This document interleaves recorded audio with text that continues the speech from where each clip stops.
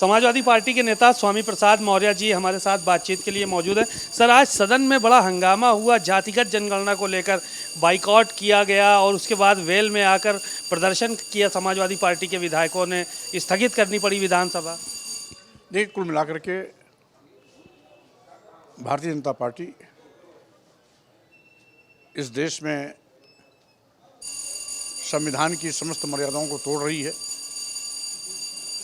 संविधान प्रदत्त आरक्षण व्यवस्था को निष्प्रभावी कर रही है और लंबे अरसे से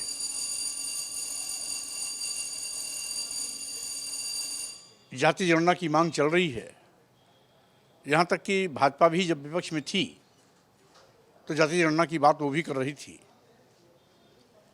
कांग्रेस भी जब विपक्ष में रहती है वो भी जाति जनगणना की बात करती है, लेकिन जब जब ये सत्ता में आते हैं जाति जनगणना से कतरा जाते हैं।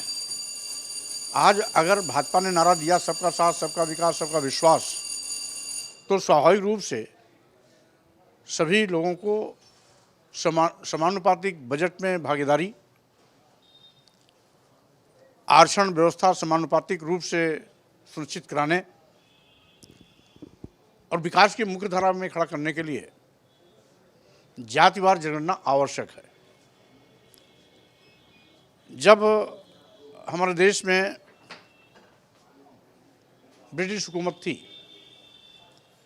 तो उसने जातीय जनगणना की परंपरा 1872 से शुरू की थी और 1931 तक जातीय जनगणना चलती रही।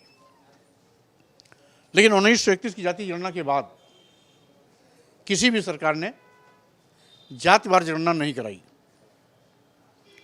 जिसके फलस्वरूप कई बार माननीय सर्वोच्च न्यायालयों में, उच्च न्यायालयों में जब भी आरक्षण की बात आती रही तो माननीय न्यायालयों के द्वारा जनगणना की आंकड़ा, जातिवार आंकड़ा मांगे जाते रहे। सरकारें जातिवार आंकड़ा उपलब्ध नहीं है ये कहकर के किनारा कस लेती थी।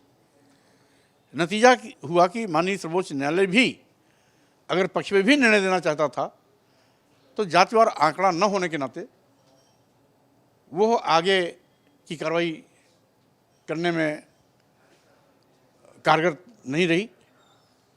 तो इन तमाम परिस्थितियों को देखते हुए कि माननीय सर्वोच्च न्यायालय भी समय समय पर मांगती है,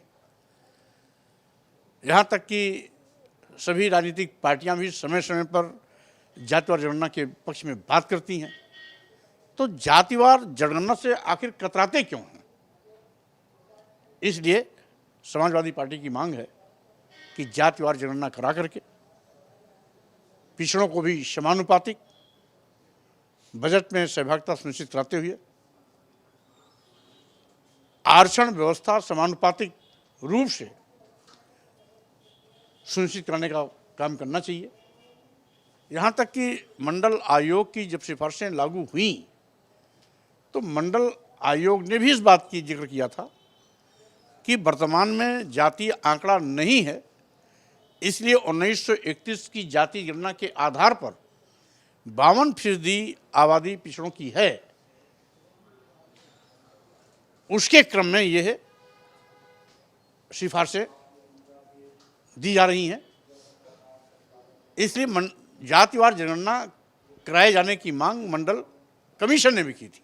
एक सवाल ये था कि आपने मुद्दा उठाया, उत्तर प्रदेश में काफ़ी चर्चा में रहा, रामचरितमानस से लेकर अब जातिवार जनगणना पे आ गए हैं आप और तमाम बातें कर रहे हैं। समाजवादी पार्टी के नेता, वरिष्ठ नेता हैं तमाम, उन्होंने कहा कि अब कोई धर्म के आधार पर बात नहीं करेगा। तो क्या ये सूचनाएं आप लोगों तक पहुँच चुकी हैं? बहरहाल धर्म के आधार पर तो कभी बात ही नहीं हुई, इसलिए यहाँ पर धर्म कहाँ से घुस गया? अभी तक तो जो बात हो रही थी देश की महिलाओं, आदिवासियों, दलितों, पिछड़ों